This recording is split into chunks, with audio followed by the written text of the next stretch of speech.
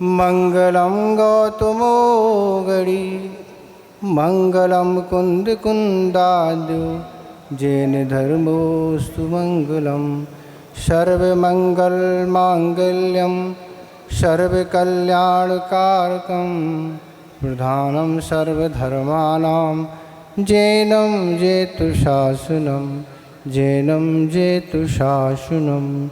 देवादिदेव 1008 श्री बासपूजनाथ भगवान की, परम पूज्य आचार्य गुरुदेव श्री विद्यासागर महाराज की, मुनि श्री विमल सागर महाराज की, उत्तम सत्य धर्म की।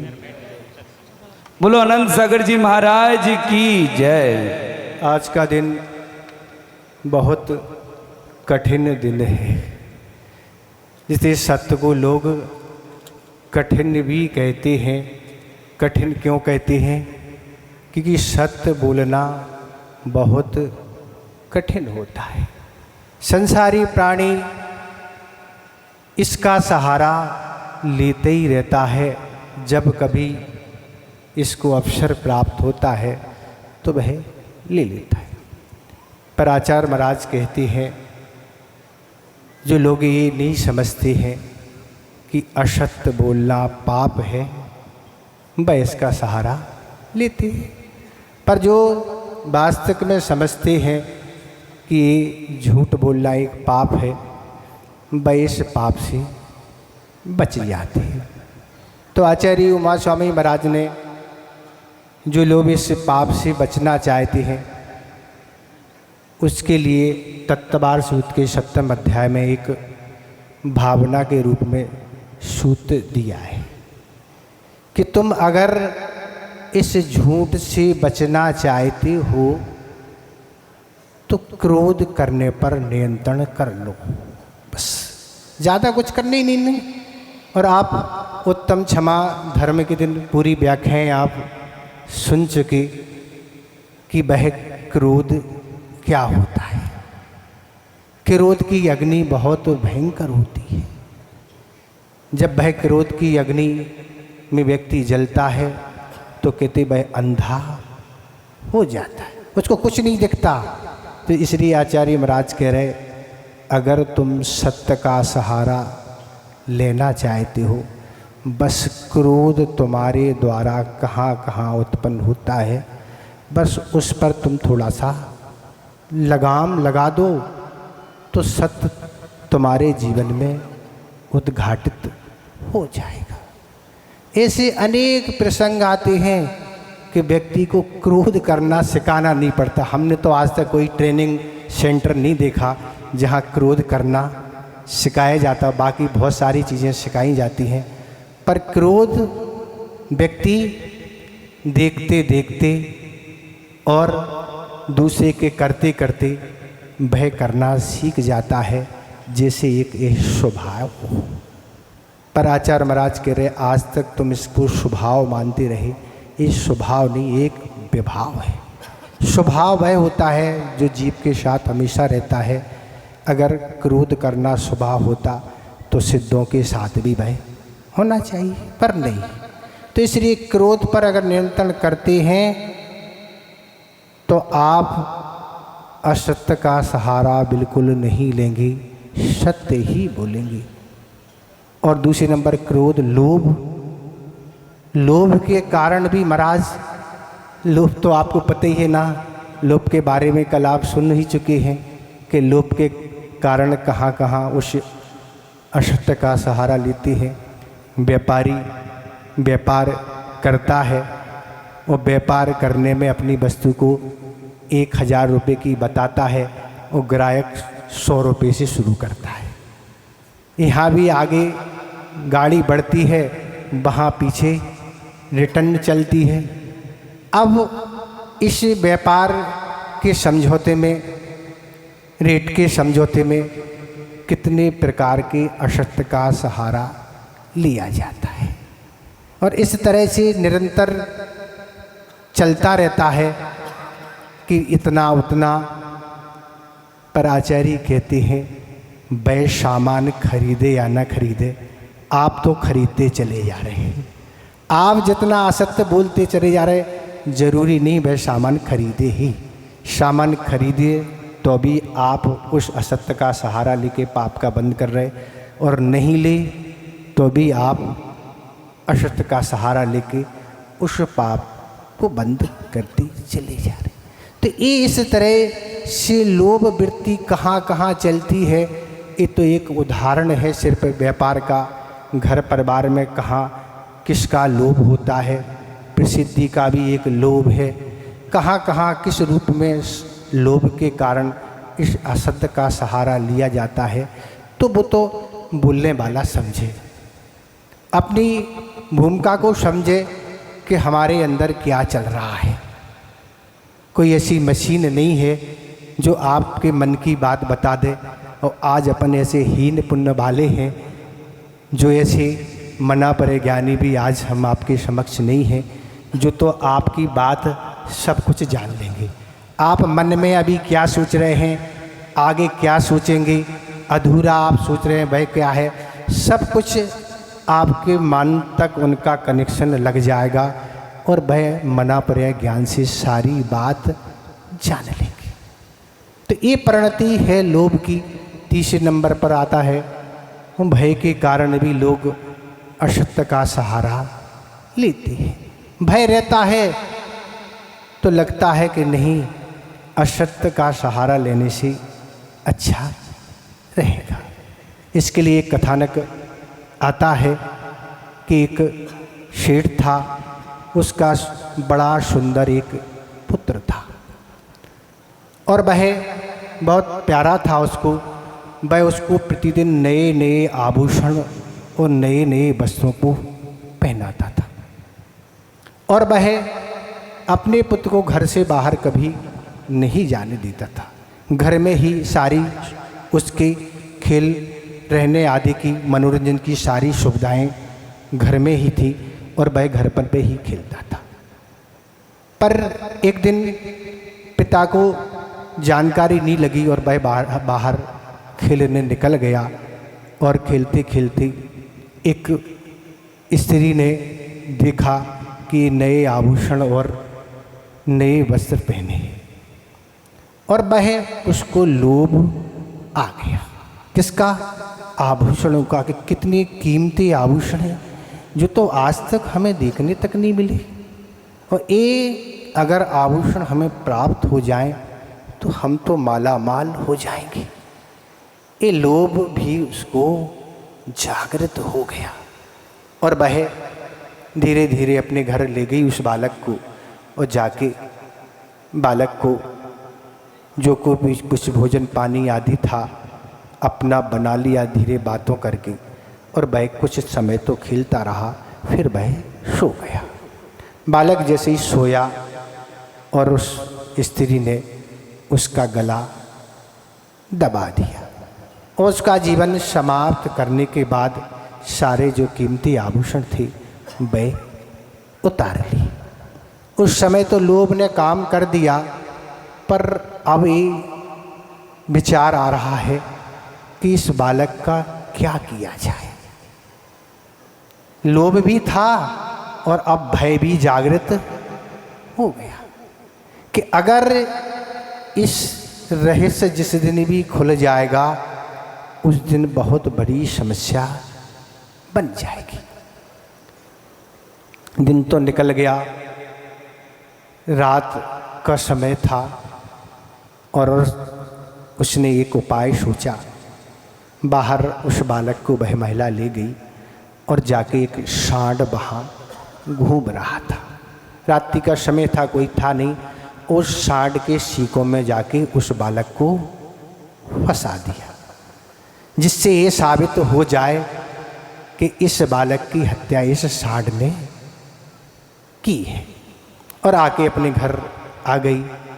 यहाँ सेठ लगातार दिन और रात उस बालक की तलाश में है और उसकी माँ भी बहुत दुखी है, सारा परिवार दुखी है, खोज में कहीं से वह प्राप्त हो जाए। पर इस तरह जब रात व्यतीत हुई और सुबह जैसा हुआ और वह सेठ खोज में निकला था, सेठ को वही सांड के सींग में उस बालक को पाया और सेठ ने यही सोचा कि यही बालक की हत्या इसी सांड ने की, और वह तो बहुत ही क्रोधित था, और क्रोध के नाते वह उसने उसकी पिटाई चालू कर दी। बहुत पीटा, पर वह सांड बेचारा क्या करे, किससे क्या कहे। इस तरह वह सांड ने विचार किया, आखिर सत्य प्रकट कैसे किया जाए। ये तो सत्य है कि हमने इस बालक की हत्या नहीं की, इसकी हत्या करने वाला और कोई है, पर सत्य प्रकट कैसे होगा। तब वह सांड वहाँ से निकल के एक लोहार, जहाँ गरम गरम लोहे के यंत्र आदि जो भी वस्तुएं थी, वह अपनी भट्टी में गरम कर रहा था, और गरम जहाँ वह कर रहा था, सांड वहाँ गया और उसने उस गरम गरम अग्नि में मुख डाल दिया। और मुख जैसे ही डाला, पर मुख अग्नि में डालने के बाद भी उस पर अग्नि का कोई भी प्रभाव नहीं पड़ा, यथा स्थिति रही, कोई फूले आदि या कोई भी वेदना नहीं हुई। तब वास्तव में लोगों को लगा कि यह अपराध से रहित है। अगर अपराध किया होता तो जरूर उस अग्नि का भयंकर दुख इसको भोगना पड़ता था, पर कोई भी दुख नहीं हुआ। जब यह प्रकट हो गया कि वह अपने सत्यता का पालन कर रहा है, यह राजा को सूचना जाके दे दी कि इस तरह एक आज यह कार्य हुआ।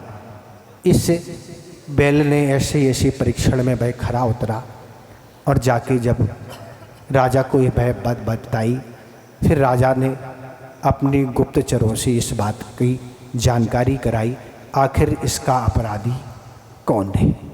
और अपराध की तलाश करते करते वह महिला पकड़ी गई, जिसने इस लोभ के कारण, उन आभूषणों के कारण उस बालक की हत्या की थी।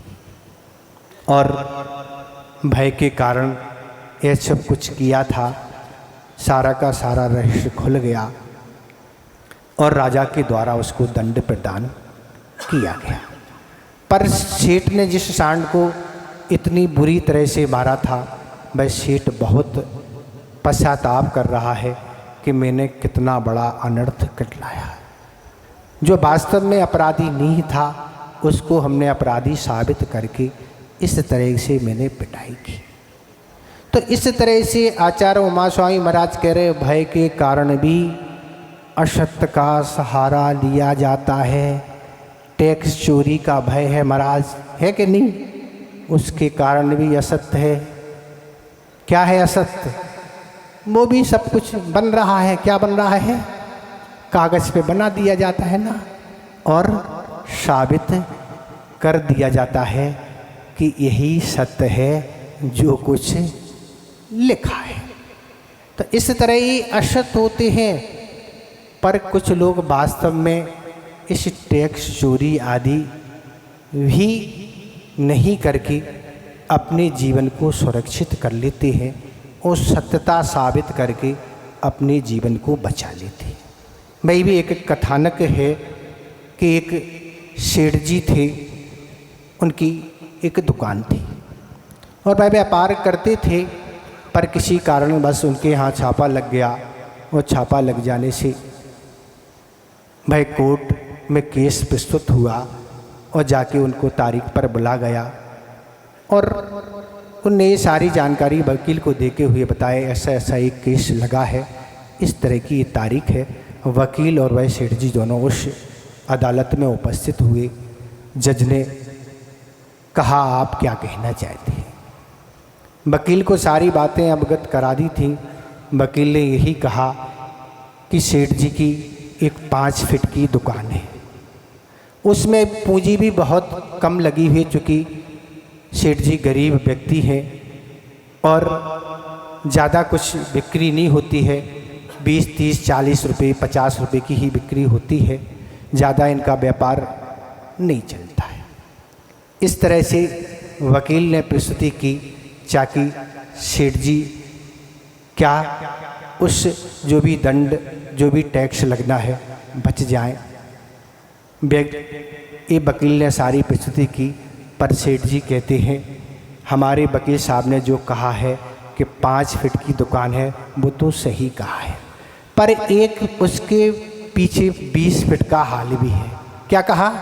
उसके पीछे एक 20 फीट का हाल भी है। वकील साहब ने जो कहा 20-30 रुपए की बिक्री होती वो भी सही है, पर कभी कभी 300 और 400 500 की भी बिक्री हो जाती। जब जज ने ये बात सुनी, जज को बहुत अच्छा लगा कि इस तरह के व्यक्ति सत्यवादी हुआ करते हैं। आज तुम्हें पूरे रूप से बरी किया जाता है, केस में आपका किसी तरह का कोई अपराध नहीं। जो व्यक्ति ऐसे सत्य का सहारा ले रहा है वह कहाँ तक गलत होगा। और सारी की सारी सजा या टैक्स था माफ़ कर दिया गया। पर महाराज दिल को बहुत क्या है, दिल की धड़कन तो धड़कन है महाराज। क्या क्या दिन तो ठीक है, रात में भी क्या क्या दिखाई देता है। अब क्या होगा? तो सबसे पहले तो असत्य का सहारा लेते समय आपको सोचना है कि क्या होगा। कल हमने लोभ के दिन भी यही कहा था, व्यक्ति के अंदर अगर संतोष बढ़ता है, सादगी जीवन बढ़ता है, तो ये सब आपत्तियां उसके अंदर आती ही नहीं।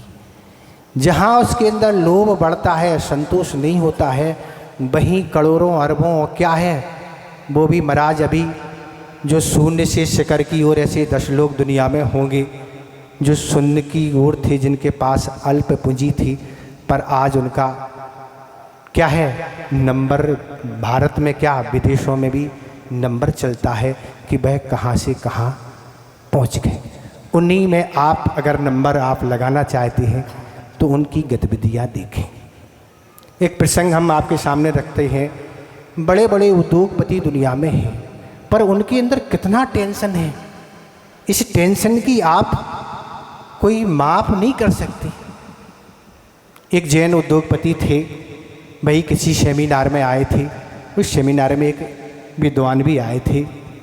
दोनों को एक ट्रेन से वापस जाना था और दोनों एक ट्रेन में जैसे ही चढ़े और जोरे बर्थ पर लेटने लगे, तो जो उद्योगपति थे उनने 4-6 गोलियां ली और मुख में डाल ली और पानी लेके बहे ले गए। तब उन विद्वान ने कहा, आप स्वस्थ हैं ना? स्वस्थ तो नहीं है ना, स्वस्थ तो नहीं है, बीमारी अनेक प्रकार की हैं और सबसे बड़ी बीमारी तो है नींद नहीं आना। पंडित जी इतना टेंशन है, इतना टेंशन है, पूरी रात नींद नहीं आती है, अगर गोलियां ना लें तो नींद नहीं आती। इतना सब कुछ दिन भर भरा हुआ है। तो व्यक्ति जितनी कमाई करता है उसका सुख कितना भोगता होगा, उससे ज़्यादा तो उसको टेंशन का दुख बना रहता है। भले आपको लोग अच्छे लगते हैं, बहुत अच्छे हैं महाराज, क्या शान से रहते हैं, क्या उनकी गाड़ियाँ क्या हैं, उनको एकांत में बैठ के पूछो कि बस तुम्हारी स्थिति क्या है, तब आपको ज्ञात होगा कि ये किस तरह का टेंशन है। तो इस तरह के आचार्य ने यही कहा, पर वचनों से जहाँ हमारे वचनों से पर को पीड़ा हो रही है वही असत्य है। चाहे आप सत्य बोल रहे हों और चाहे आप असत्य बोल रहे, अगर हमारे वचनों के द्वारा पीड़ी हो रही है बस समझ लो वही असत्य है। तो इसलिए अंधे को अंधा कहना भी सत्य होते भी असत्य है, क्योंकि उसको पीड़ा हो रही। अंधा है, अंधे हैं, दिखाई नहीं देता है, बहुत पीड़ा। काने को काना कहना भी सत्य होते भी असत्य है, पापी को पापी कहना सत्य होते भी असत्य है, व्यसनी को व्यसनी कहना भी सत्य होती असत्य है। इसलिए अपने वचनों को संभाल के रखना चाहिए। हम कहाँ किस रूप में उन वचनों को उपयोग कर रहे। महाराज हम तो सत्य ही बोल रहे हैं, आप सत्य को सत्य समझ रहे हैं, पर सत्य होती भी झूठ है। इसलिए ये सब चीज़ें मुझे ज़्यादा कुछ नहीं कहना है, ज़्यादा कुछ तो महाराज बताएंगे। समय अपनी निरंतर गति से चल रहा है, समय पे आपको मुक्त भी करना है, जिससे आप जल्दी से संसार से मुक्त हो जाएं। ये हमारी भावनाएं हैं। क्योंकि आप संसार में बने रहेंगे तो दुख उठाते रहेंगे और सत्य धर्म आप पालन कर लेंगे तो बहुत जल्दी आप मुक्त हो जाएंगे। तो ज़्यादा कुछ हमें नहीं सुनाना है, बस इतना ही कहना है कि आचार्य ने यही लिखा कि असत्यवादी का यश उसी प्रकार नष्ट हो जाता है जिस प्रकार बड़ा कोई वन है पर एक अग्नि की चिंगारी उस वन को समाप्त कर देती है। आपका कितने ही यश दुनिया में है, पर अगर आपने असत्य का सहारा लिया सारा का सारा यश नाश हो जाएगा।